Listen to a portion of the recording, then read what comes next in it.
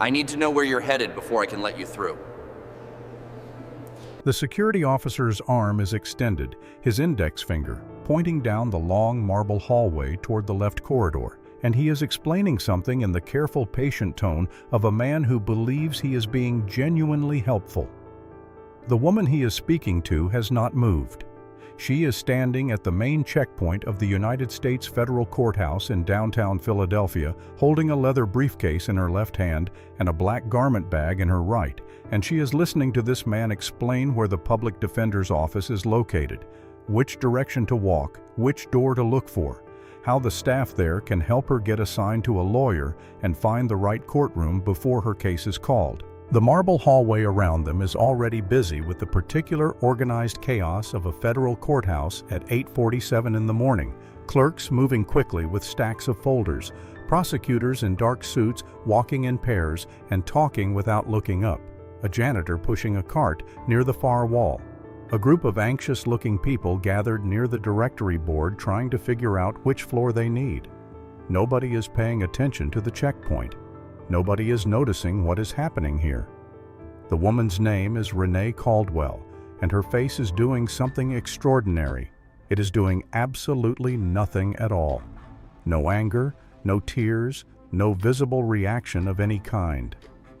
She simply reaches into her briefcase and opens it.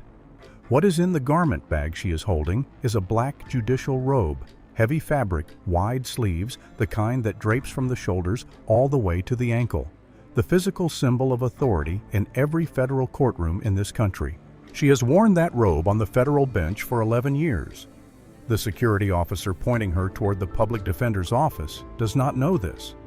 He has no idea that the woman standing in front of him has sent men to federal prison from this very building, has ruled on constitutional questions that law professors still argue about in classrooms, has presided over more than 400 federal trials, and never once been late to her own courtroom. He is about to find out. This is the story of what happened next, how one woman's quiet dignity in a humiliating moment became a national reckoning, and how the karma that followed was precise, public, and permanent. Renee Caldwell was awake at 4:30 in the morning, which was not unusual for a trial day because her mind had never once agreed to sleep through the night before a major case opened, and she had long since stopped fighting it. She was sitting at the kitchen table in her restored brownstone on a quiet, tree-lined street in West Philadelphia, a house she had bought 18 years ago when the neighborhood was still considered a risky investment by people who had never actually lived there. And she was drinking her first cup of coffee and reading a handwritten document that her 17-year-old son Marcus had slipped under her briefcase the night before with a note that said, "Be honest. Mom, I can take it." It was his college application essay. The essay was about watching his mother work. It was about what it looked like from the outside to be the child of someone who treated justice not as a career, but as a personal obligation, and about the particular kind of exhaustion and purpose that seemed to live in the same place inside her. Marcus had written it in the second person, addressing her directly, and by the third paragraph, Renee had to set the coffee cup down because her hands were unsteady.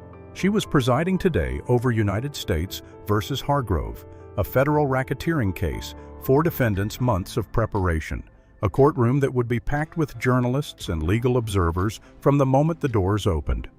She had not been late to her own courtroom once in 11 years. Renee Caldwell grew up in North Philadelphia, the daughter of a man who sorted mail for the Federal Postal Service for 31 years and a woman who ran the reference section of the neighborhood public library with the quiet authority of someone who understood that information is its own kind of power. Her parents had not gone to college. Her older brother had not gone to college. She had gone on a scholarship that she applied for 17 times before it came through, and she had treated every single day of law school like it was something that could be taken back if she wasn't careful enough with it. She graduated in the top 8% of her class.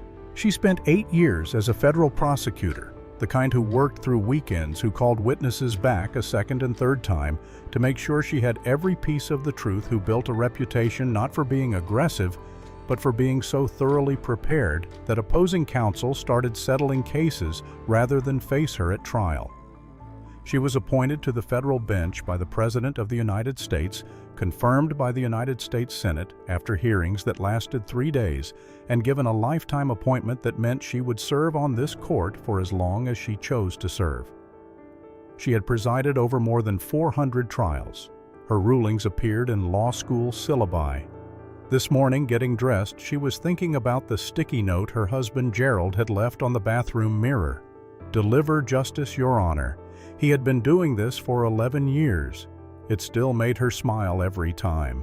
She left the house at 7:55 in the morning, which gave her 45 minutes before her trial opened at 9 o'clock, which was 15 minutes more than she needed and 30 minutes more than the absolute minimum, because Renee Caldwell did not do things at the absolute minimum. The overturned freight truck on I-76 had other plans. She sat in complete standstill traffic and watched the clock on the dashboard move from 8:10 to 8:19 to 8:31 with the particular controlled frustration of someone who is late but not yet dangerously so, calculating and recalculating. If traffic breaks in the next 4 minutes, she can still make it. If it doesn't break for another 8, she will be tight but fine. If it goes past, that she will need to call Sandra. Traffic broke at 8:39. She arrived at the federal courthouse at 8:47, 13 minutes before her trial was scheduled to begin, which was not ideal but was entirely workable. She stepped out of her car carrying 2 things: the leather briefcase that had been with her since her first day as a prosecutor and the black garment bag containing her robe. She had carried that garment bag through this entrance more than 2,000 times. She was thinking about the evidentiary motion she needed to rule on before opening statements. She was not thinking about the checkpoint. Officer Dennis Rourke was 41 years old, white, broad-shouldered, in the way of someone who had played high school football and never entirely stopped thinking of himself as the kind of man who could handle physical situations, and he had been working security at the main public entrance of the federal courthouse for 9 of the longest, most self-satisfied years of his professional life. He was not a bad worker, technically speaking. He showed up on time, he followed the screening protocols, he knew how to work the equipment, and he genuinely believed that what he did every day mattered, that the security checkpoint he managed was a front line, that his job was to read people quickly and accurately and make judgment calls that kept the building safe, and that 9 years of doing this had given him a skill that most people simply did not have. He was wrong about the skill. He just didn't know it yet. His personnel file, which he had never read and which his supervisors had never shown him, contained 3 formal complaints filed over the course of 9 years, all 3 from people of color, all 3 alleging that he had stopped them without reasonable cause, questioned them at length, and treated them as suspects rather than members of the public with legitimate business in the building. All 3 complaints had been reviewed internally. All 3 had been dismissed. 2 of his performance reviews contained a note from his direct supervisor that he could be overzealous at the primary checkpoint during peak morning hours. Rourke had read this as a compliment. He had told his wife it meant he took his job seriously, which was more than you could say for most people. He saw Renee Caldwell from 30 feet away, and his brain was already working before he made any conscious decision to work it. What he registered: a black woman alone. Professional clothing. Nice suit. Yes. But people dressed up for court appearances, that was normal, arriving at 8:47 in the morning with what looked like a garment bag over one arm, checking something as she walked, moving with the slightly compressed energy of someone who was running behind schedule. The timing was the detail his mind weighted most heavily, though he could not have explained why if you asked him, because he did not know he was weighting it at all. In his experience, and he had 9 years of experience, defendants and their families arrived right before the 9 o'clock docket call. Staff arrived earlier. The 8:45 to 9 o'clock window was defendant territory. What he did not register the quality of the leather briefcase, which was the kind of briefcase that cost more than his car payment. The federal court badge clipped to the garment bag strap, which was visible from 20 feet if you were looking for it. The complete and total absence of anxiety on her face. He stepped forward with his helpful smile, the one he used for people who needed guidance, and he waited for her to reach the detector. Renee set her briefcase on the conveyor belt, placed the garment bag through the scanner beside it, and was reaching to remove her watch when the security officer stepped forward and asked her in a bright and thoroughly condescending voice if it was her first time at the courthouse. "No," she said without looking up. "I've been here many times." She meant this literally. She had been here approximately 2,200 times, give or take a few vacation days, but she was not in the habit of explaining herself to security checkpoints, and she had 11 minutes before her trial started, so she continued moving her items through the scanner. "What case are you here for today?" the officer asked, and there was something in the way he said it, the particular cadence of a man who has asked this question thousands of times in exactly this context, that made her stop and look at him directly for the first time. She had been a black woman in America for 49 years, and a black woman in predominantly white professional spaces for 25 of those years, and she knew this register of voice, the way a person knows the smell of weather, changing not through analysis, but through the accumulated knowledge of having experienced it so many times that the body simply recognizes it before the mind catches up. This was the helpful voice, the guiding voice. The voice that assumed you were lost, that assumed you needed direction, that assumed the space you were standing in was not already yours. She was 13 minutes from her courtroom. She did not have time to read into it. "I need to get upstairs," she said simply and directly, because she was a federal judge and she did not explain herself to security checkpoints. Rourke's concern deepened. She was being evasive about her destination. That was a flag. "Ma'am, do you know your case number or the name of your attorney?" Rourke asked, and this time the careful helpfulness in his voice had something firmer underneath it. "I need to know where you're headed before I can let you through." Renee went very still. She stood at that security checkpoint and she felt the full weight of what he had just asked her settle into the room around her. The question itself, its specific language, the world it assumed she lived in. And for a moment that lasted longer than she would have expected, she was completely without words. He thought she was a defendant. He was asking her to identify her criminal case number. He was asking for the name of the attorney who had been assigned to represent her. He was standing in the entrance of the federal courthouse in downtown Philadelphia and asking a sitting federal judge of the United States District Court, Eastern District of Pennsylvania, to explain which criminal proceeding she was appearing for so he could direct her to the appropriate courtroom. "I don't have an attorney," she said, and her voice was as level as the surface of still water. The response on Rourke's face was instantaneous, genuine alarm, the specific concern of a man who believes he has just identified a problem he can solve. "Ma'am, if you can't afford representation, you are absolutely entitled to one. That's your constitutional right. The public defender's office is just down that hall. The staff there can help you get assigned and figure out which courtroom you need to be in." He was pointing now, gesturing with confident authority toward the left corridor. He was directing a United States federal judge to find herself a free lawyer. Something cold and crystalline settled in Renee's chest. Not rage, not tears, not the hot flush of immediate anger, but a kind of terrible clarifying stillness, the feeling of something becoming completely and undeniably clear. She said very quietly, "I don't need a public defender. I'm not a defendant." Rourke's brow furrowed. "Then what are you here for?" "I work here." He looked at her expensive suit, her briefcase, the professional gravity of her bearing, and his brain reached for the next available category. "Oh, are you a paralegal? Maybe a court reporter?" The word paralegal hung between them in the marble hallway like something that had been said out loud by accident.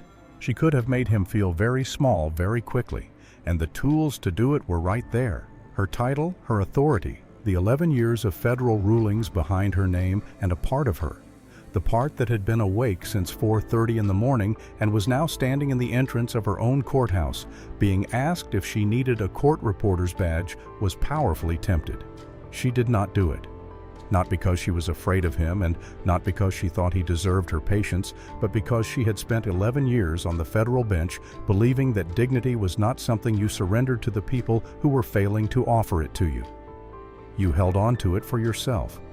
You did not let them take it even when they were trying to. "I'm Judge Renee Caldwell," she said steadily and with complete clarity. "United States District Court, Eastern District. I'm presiding over a trial in courtroom 7A.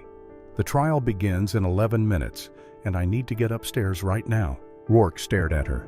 The skepticism was visible on his face the way weather is visible through a window. He was not trying to hide it and may not have known it was there. He didn't believe her.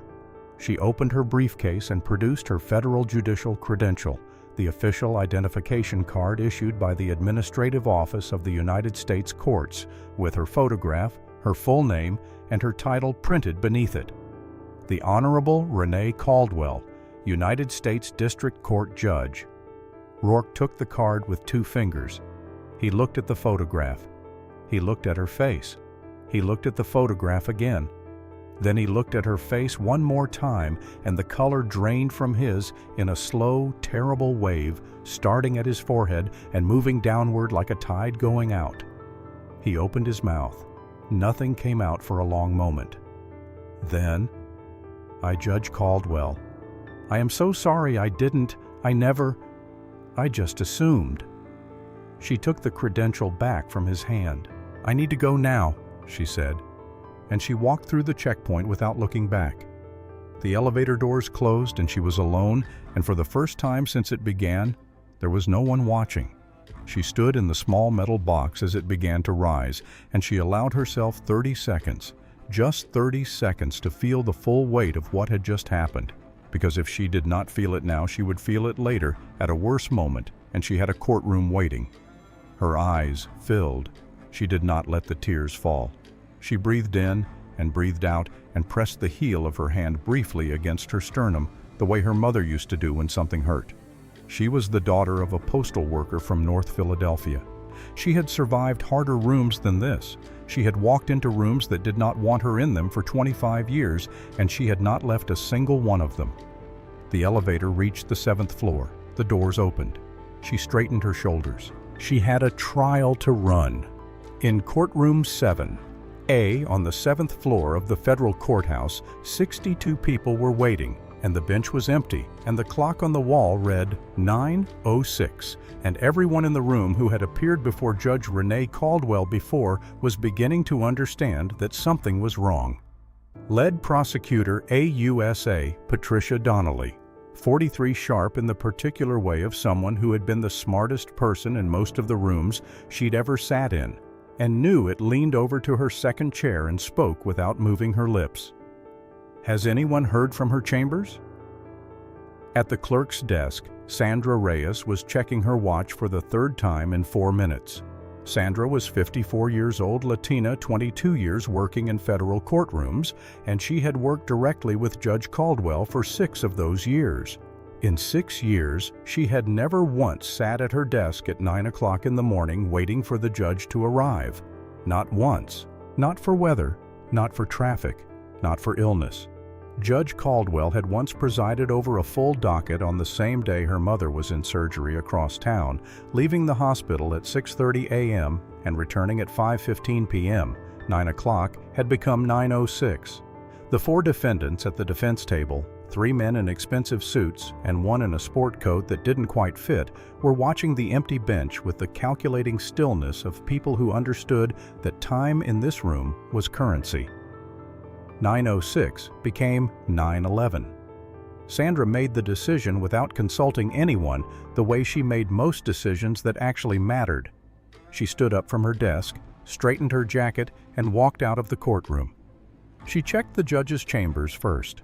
Empty, with the morning light coming in at an angle across the clean desk. She checked the judicial library on the same floor. Empty. She tried the private judicial elevator, the one that opened directly into the secured corridor behind the courtrooms, and the call log showed it hadn't been used this morning. She tried Judge Caldwell's cell phone while she was moving through the corridor. It went to voicemail. She took the stairs down to the main floor, moving quickly, but without running because 22 years in federal courthouses had taught her that running in a courthouse hallway created the impression of a problem that hadn't been officially declared yet, and she was not ready to officially declare a problem. She came through the stairwell door into the main entrance corridor, and she saw her. Judge Caldwell was standing near the security checkpoint briefcase and garment bag still in hand, speaking quietly to a security officer whose face had the particular drained, rigid look of a man who has just understood the magnitude of something he cannot undo.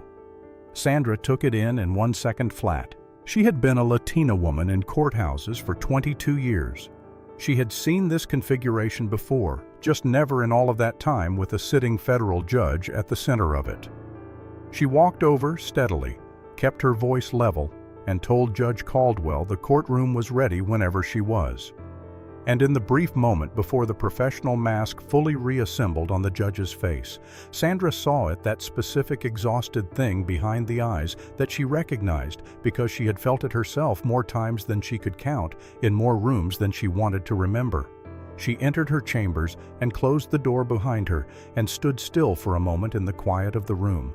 The clean desk, the bookshelves, the framed photograph of Gerald and Marcus at Marcus's 8th grade graduation that she kept on the windowsill because she liked having something true and uncomplicated in her line of sight when the days got hard. She unzipped the garment bag and lifted the robe out, and she held it for a beat that was perhaps 2 seconds longer than usual, just held it, the weight of it familiar in her hands, the heavy black fabric that she had put on more than 2,500 times.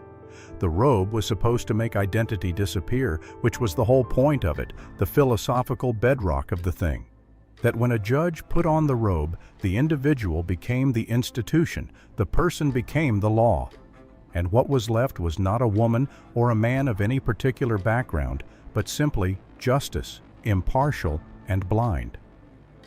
What the robe actually did, she understood this morning with a precision she had never quite felt before, was give a black woman the one costume that made the world see her correctly.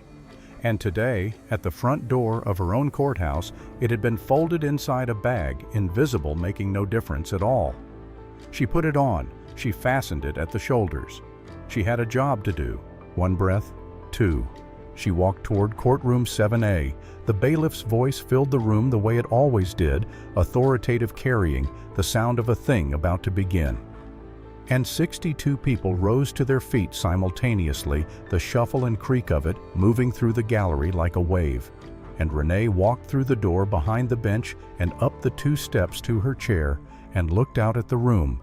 The prosecutors, the defense teams, the 4 defendants watching her from behind the table with the calculating, measuring eyes of people whose entire futures were sitting in a room with this woman. The journalists in the gallery with their notebooks already open. The jury pool waiting to be called. Sandra at the clerk's desk, her face professionally neutral and her eyes warm in the way of someone who has just watched something difficult and is not going to mention it. "Please be seated," Renee said, and her voice came out exactly as it always did, steady, present, carrying the particular weight of a voice that has been listened to for 11 years and knows it. And she ruled on the opening evidentiary motion in 4 minutes, and the defense attorney looked faintly startled by the precision of it, and the trial began. During jury selection and the brief pauses between questions, a thought kept finding her, the way a persistent sound finds you through a wall, quiet but impossible to ignore. She was watching 100 potential jurors file into the room, and she was thinking about every black attorney who had walked into a courthouse and been assumed to belong on the wrong side of the bar.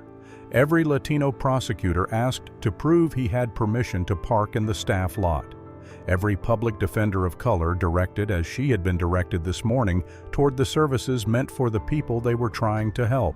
All of them had shown their credentials, absorbed the humiliation, and kept moving because the alternative was to make a scene in a building where making scenes had consequences. The difference between them and her was one thing: she had a lifetime appointment. She could not be fired. She could not be quietly managed out. She could not be made to disappear. If not her, then who? The thought arrived without drama, but it stayed. Chief Judge Warren Harmon was 67 years old. white-haired and deliberate in his movements.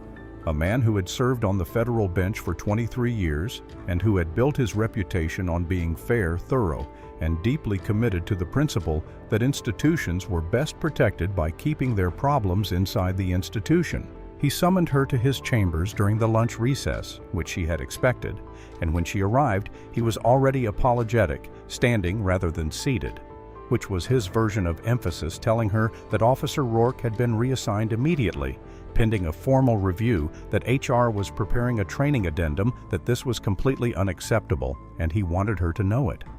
He asked how she was doing. It was the first time anyone had asked her that directly, and something in the genuine quietness of the question moved through her defenses in a way she hadn't anticipated. "I'm managing," she said. "I'll finish the trial. I don't need to recuse." He nodded, looking relieved. Then he looked at his desk for a moment, and then back at her, and he said the thing he had been working toward since the moment she sat down.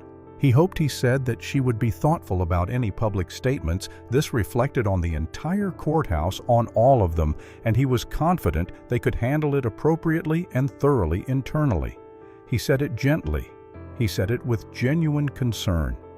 But Renee had been listening to institutional language for 25 years, and she heard underneath the gentleness the request with perfect clarity, "Stay quiet for the good of the building." She told him she would be thoughtful. She meant something slightly different by it than he did. Sandra caught her outside her chambers at the end of the afternoon session after the last witness had been excused and the courtroom had cleared out and the building had settled into its particular end-of-day quiet. She did not ask if the judge was all right. She had been in courthouses long enough to know that asking a woman who is holding herself together if she is all right is sometimes the thing that undoes the holding. Instead, she said plainly and without preamble that this had happened to her too, not the same way, not at the same scale, but the same essential thing, the same mechanism, assumed to be a defendant's family member, assumed not to speak English, assumed to need explaining to rather than listened to for 22 years in these buildings. "We just accept it," Sandra said, "because we don't have the option not to. You show your badge and you move on, and you don't say anything because saying something costs too much." She paused. "But you don't have to accept it. You have something the rest of us don't have." She did not say what that something was. She didn't need to. Gerald knew something had happened the moment she walked through the front door, the way he always knew. Not through anything she said or did, but through the particular quality of her quiet, which was different from ordinary quiet, the way still water before a storm is different from still water on a calm day. He poured her tea. He sat across from her at the kitchen table. He did not ask anything. She told him all of it, the checkpoint, the pointing finger. Rourke's face when he understood the elevator. Harmon's gentle institutional request. Sandra's words, the thing she had been turning over all day, like a stone she couldn't put down. Gerald listened without interrupting, which was one of the things she had loved about him for 19 years. When she finished, he asked one question. "What does your gut tell you?" She pulled a yellow legal pad across the table and uncapped a pen. She was scheduled in 2 weeks to give the keynote address at the Federal Judicial Conference in Washington. 500 judges, national press, the largest platform she had ever been offered. The prepared speech was about court filing fees and procedural access. She began writing something entirely different. Gerald fell asleep on the couch beside her at midnight, not wanting to leave her alone with it. The ballroom of the Capitol Conference Center in Washington, D.C. held just over 500 people on the morning of the second day of the Federal Judicial Conference, and by the time the moderator approached the podium to introduce the keynote speaker, every seat was filled and there were people standing along the back wall. Renee had chosen her outfit the night before with the particular deliberateness of someone who understands that clothing, in certain moments, carries information that words cannot. The same navy suit she had been wearing 2 weeks ago when she stepped out of a car in front of the federal courthouse in Philadelphia with a garment bag in her hand. She had not told anyone why she chose it. She didn't need to. The introduction was comprehensive and impressive. Harvard Law federal prosecutor, 11 years on the federal bench, author of rulings that had shaped constitutional law in the Eastern District, and the audience responded with the respectful, slightly restless attention of 500 accomplished people who were expecting a keynote address about court procedure. She stepped to the podium. She looked out at the room. She looked down at her laptop, which had the prepared speech open on it. She closed the laptop. "Good morning," she said. And then she paused. And in the pause, she let the room settle into a different kind of attention. The kind that happens when a speaker does something unexpected, and the audience's body, before the brain catches up, understands that the thing that was planned is not the thing that is going to happen. "I had a speech prepared for you today," she said. It was about access to justice, filing fees, procedural barriers, the ways our court systems make themselves difficult to navigate for people who can't afford to hire someone who already knows the rules. "It's a good speech. I worked on it for 3 weeks. I'm not going to give it to you." She looked out at the 500 faces looking back at her. "Instead, I want to tell you about a Tuesday morning, 8:47 a.m. a garment bag and a security officer at the main public entrance of the United States Federal Courthouse in Philadelphia, who spent 5 minutes directing a sitting federal judge toward the public defender's office because he assumed, based on nothing but the color of her skin and the time of day, that she must be there for a criminal proceeding. She told it straight, without embellishment, without dramatic pausing, just the sequence of events in the order they happened. What Rourke said, what she said, what the word paralegal sounded like in a marble hallway when it was directed at a federal judge. The room was completely still before she reached the end of the second paragraph. Now she said, "After a moment, I could tell you this story and make it about one security officer who made one mistake on one morning. I could tell you he has been disciplined, that training has been updated, that the system caught the error and corrected it. And that would be true as far as it goes. But it would also be a way of making this small, of containing it, of treating it as an isolated incident rather than what it actually is, which is one visible, documented, undeniable example of something that happens in courthouses across this country every single day, to people who have no credential, to show no bench, to return to, no protected position from which to demand accountability." She did not raise her voice. She did not need to.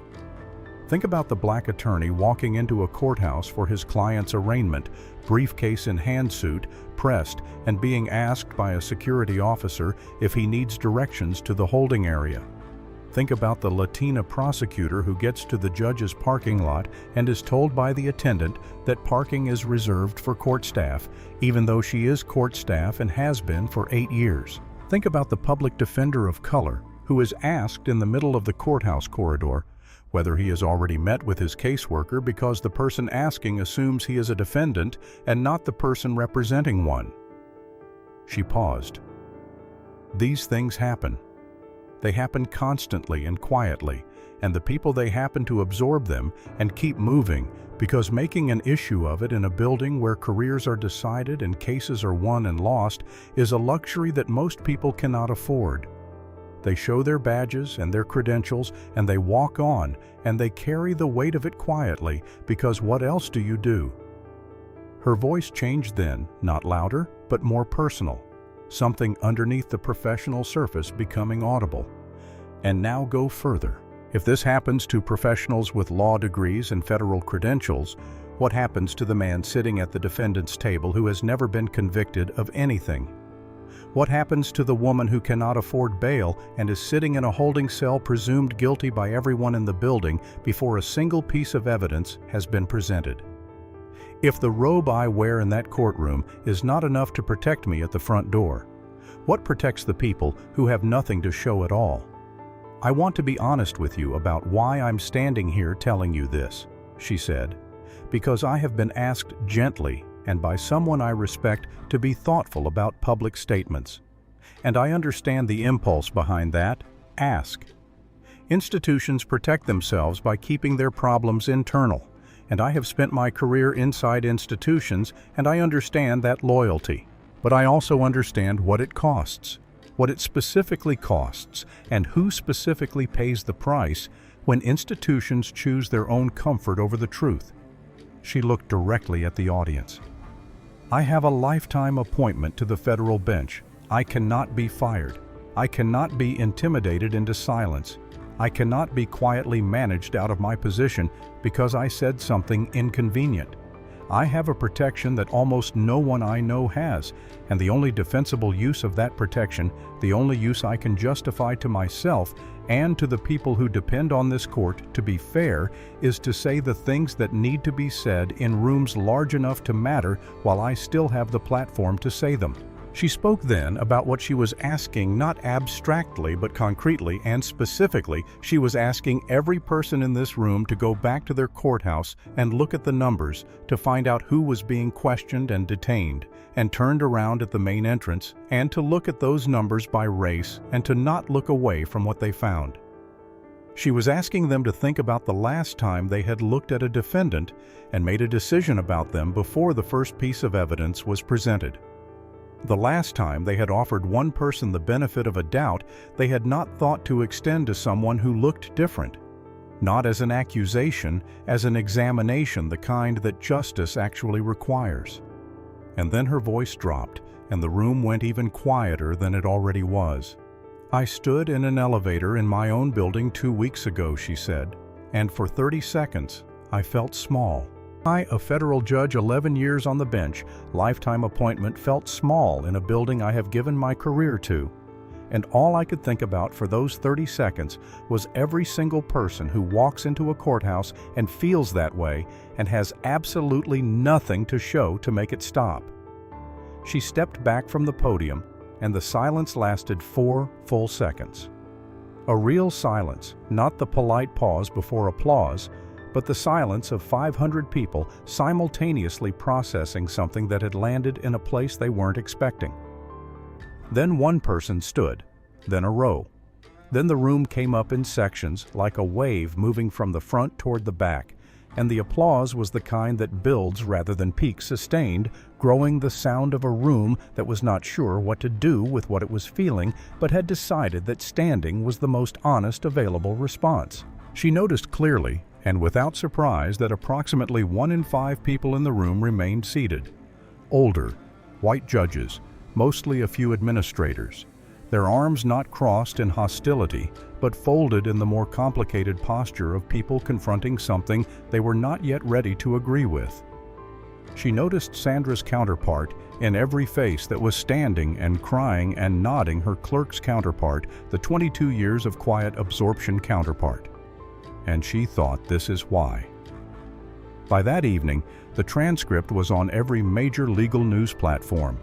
By the following morning, it was everywhere else. The story moved the way certain stories do when the truth inside them has been held under pressure for too long. It did not need to be pushed. It simply went, and within 48 hours of the speech, it had moved through legal media and into mainstream news. And from there into the kind of broad public conversation that courthouse administrators dread because it happens entirely outside the walls they are used to managing. The detail that caught fire, the one that appeared in every headline and every social media share and every television segment, was the specific and undeniable image of a security officer pointing a sitting federal judge toward the public defender's office. People who had never set foot in a courthouse understood immediately what that meant. It required no explanation, no legal context, no insider knowledge. It was just a person in authority looking at a black woman and seeing someone who needed free legal help in her own building on her way to her own courtroom, and the image of it was so clear and so damning that there was no version of it that could be softened into something acceptable. Officer Dennis Rourke's name was in the 4th paragraph of the first major story that ran. His photograph, a routine staff headshot from the courthouse's public website, appeared beside it. His 9-year career, his 3 dismissed complaints, his supervisor's notes about being overzealous at the primary checkpoint, all of it became public record through a single Freedom of Information request filed by a legal journalist on the afternoon the speech aired. The 3 people whose complaints against Rourke had been filed and dismissed over 9 years gave interviews within 72 hours of the story breaking.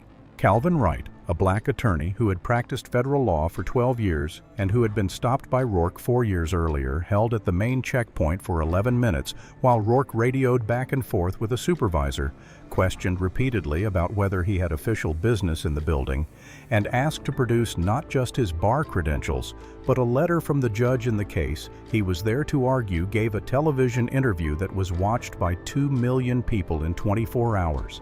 He spoke quietly and without visible anger, which made it worse. He said that after the incident, he had started using the courthouse's side entrance for 2 years, the one used by maintenance staff, because it was easier than the checkpoint. He said this without resentment, which made it worse still. Donna Sims, a 50-year-old woman from South Philadelphia, who had been detained by Rourke for 8 minutes in the main entrance lobby while trying to bring her daughter a paralegal in the federal public defender's office. A lunch she had cooked that morning, agreed to speak publicly for the first time.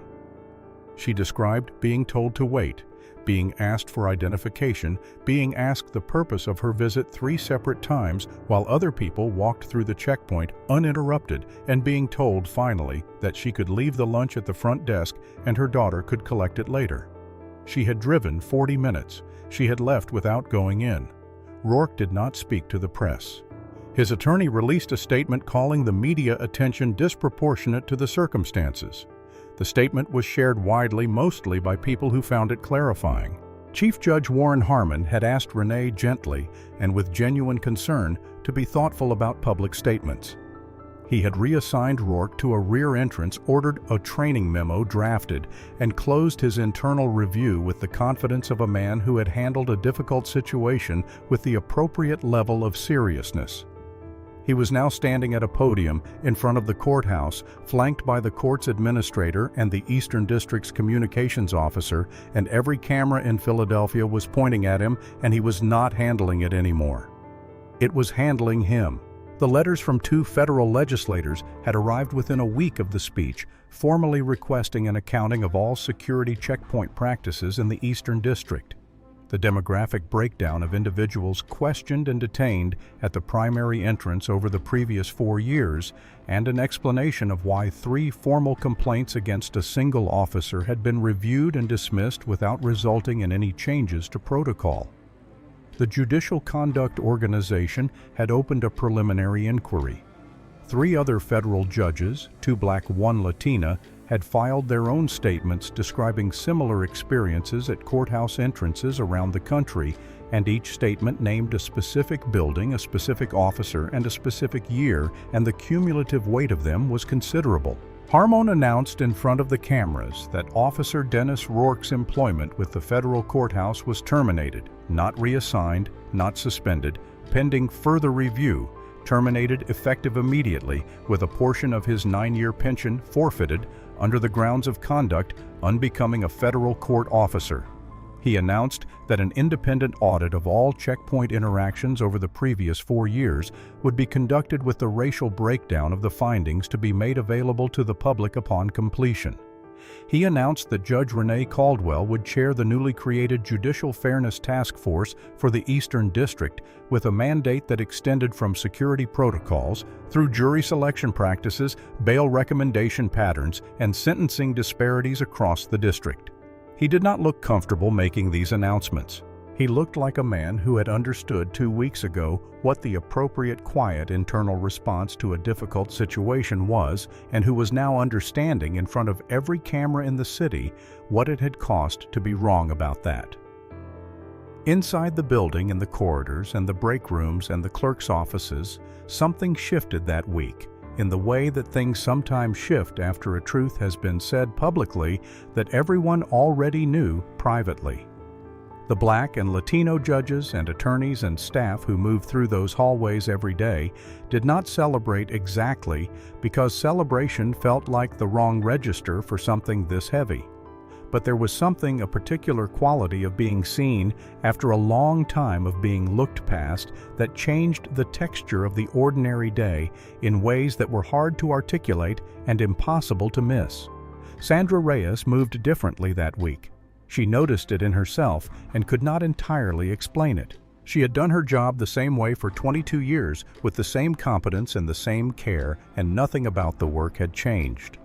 But something about the weight she carried while doing it had changed, slightly, measurably lightened in the specific way of a thing that has been named out loud in a room large enough to matter after years of being carried in silence. 6 weeks after the speech, a request came through Sandra's desk, a formal written request through proper channels, asking whether Judge Caldwell would be willing to meet briefly with Dennis Rourke, who wished to speak with her directly. The request included a note that he would come without an attorney, that he was not asking for anything except a conversation, and that he understood completely if the answer was no. Renee read the request twice. Then she told Sandra to schedule 15 minutes in Conference Room B, not her chambers, a neutral space, and left it at that. He arrived on time, which she had not been certain he would do, and he came in without an attorney, which she had not been entirely certain of either. He was wearing civilian clothes, which made him look different.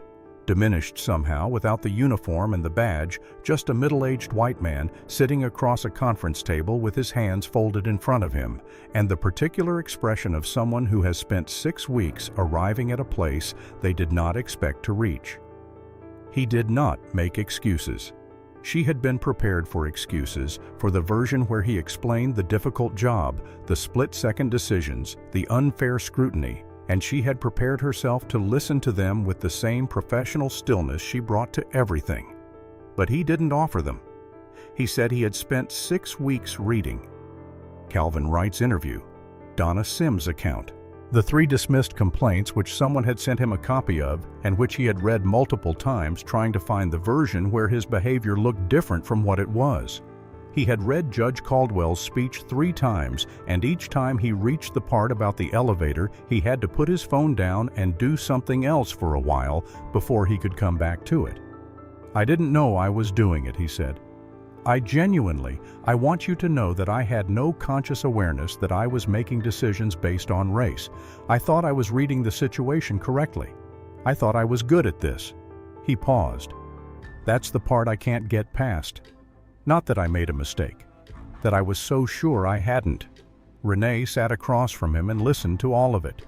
She did not offer forgiveness. It was not hers to give, and she did not pretend otherwise, and she did not perform coldness either, because she had no interest in theater. She said, "The not knowing is not an excuse, but it is information. It is the difference between a man who can change and a man who can't. What you do with the next 20 years of your life, that's the answer to which one you are." She stood. The 15 minutes were up. She did not shake his hand, but she nodded one deliberate nod, the way you acknowledge something real, and she walked out. That evening she sat at the kitchen table and told Gerald about the meeting. Marcus was home for the weekend from his first semester at college, sitting on the couch in the next room, pretending to study, but clearly listening the way he had always listened to his mother's conversations from adjacent rooms since he was old enough to understand them. Gerald asked how she felt. She thought about it, actually thought about it, turning it over honestly, and she said, "Like the work is real now. Not the speech, not the press, the actual work, the numbers, the audit, the task force. That's the real thing." 3 weeks later, the audit results came in. 4 years of checkpoint interaction data from the Federal Courthouse, Eastern District of Pennsylvania, sorted by every available variable, time of day of week, dress, apparent reason for visit, and then sorted by race. People of color had been questioned at the primary checkpoint at a rate 340% higher than white visitors after accounting for every other logged variable. The number was entered into the public record.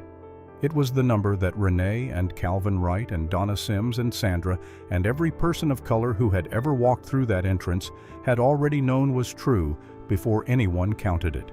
It was the number that now could not be unseen, could not be explained away, could not be quietly managed back into the internal review files where numbers like it had been disappearing for 9 years. It was out, and it was staying out. United States versus Hargrove concluded. 3 weeks after the morning of the checkpoint, the jury deliberated for 2 full days, which was not unusual for a racketeering case of this complexity, and returned on a Thursday afternoon with verdicts that were clean and evidence-based, and entirely without controversy. 3 of the 4 defendants were found guilty on all counts. The 4th was acquitted. The evidence against him specifically had been thinner. The government's witnesses less certain when pressed on cross, and the acquittal was correct, which was the only standard that mattered. Renee read all 4 verdicts from the bench in the same even voice she had used for 11 years, and the defense attorneys who had appeared before her many times said afterward to each other and to the press that her conduct throughout the trial had been exactly what it always was. No harsher, no softer, no detectable difference in how she treated any defendant or any piece of evidence. Just the law applied fairly by someone who had decided a long time ago that this was the only version of the job worth doing. After the courtroom emptied and the marshals had taken their defendants and the last journalist had closed his notebook and walked out, Renee sat alone at the bench for a moment in the particular quiet of an empty courtroom at the end of a trial. She looked at the empty jury box, the empty gallery, the vacant defendant's table. She thought about the gap between what the system was supposed to be and what it actually was, and about the size of that gap and who fell into it and what it would take to make it smaller. The Judicial Fairness Task Force published its first annual report 14 months after the checkpoint incident, and the findings were presented formally to the Senate Judiciary Committee in a session that ran 4 hours and was watched live by more people than most Senate hearings attract.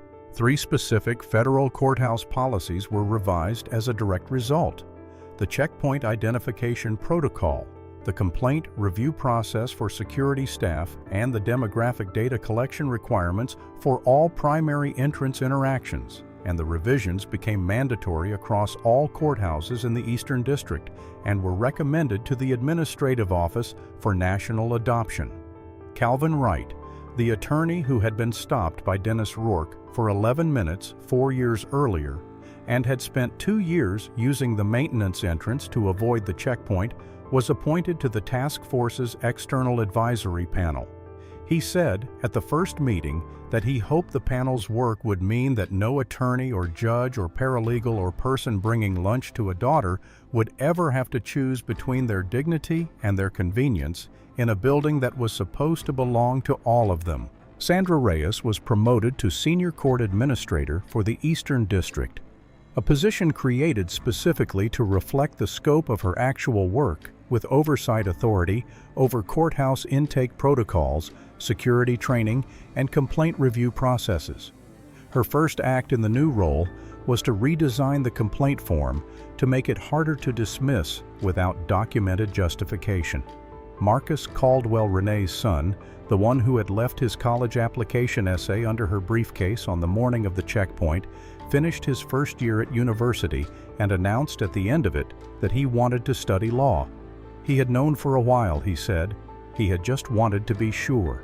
Renee Caldwell walks through the front entrance of the federal courthouse every working morning through the same checkpoint where Dennis Rourke once pointed her toward the public defender's office on a Tuesday morning when she was 13 minutes early to a job she had held for 11 years. The security officer at the primary checkpoint now is a woman named Patricia, mid-40s, composed 12 years in corrections before this posting, who says, "Good morning, Judge Caldwell," every single morning with the warmth of someone who understands precisely and without needing it, explained what that title represents and what it cost. Renee always says, "Good morning" back, and she always keeps walking, not rushing, not lingering, just moving at the pace of someone who has always belonged here and always known it. She no longer keeps the robe in the garment bag. She keeps it on a hanger in her chambers where it has been waiting for her every morning for 11 years, and she puts it on when she arrives and she takes it off when she leaves. And in between she does the work, the specific unglamorous daily work of applying the law as fairly as she can to the real and complicated lives of real and complicated people, knowing that fairness is not a destination you arrive at, but a direction you keep choosing every day, in every ruling, in every courtroom, where someone is waiting to find out whether justice in this country is something they can actually count on. She picks up her case file. She walks to courtroom 7A. All rise. She takes the bench. The work continues. If this story moved you, if you believe that no one should have to prove they belong in a room they have earned, share it with someone who needs to hear it and subscribe to our channel so you never miss a story like this one.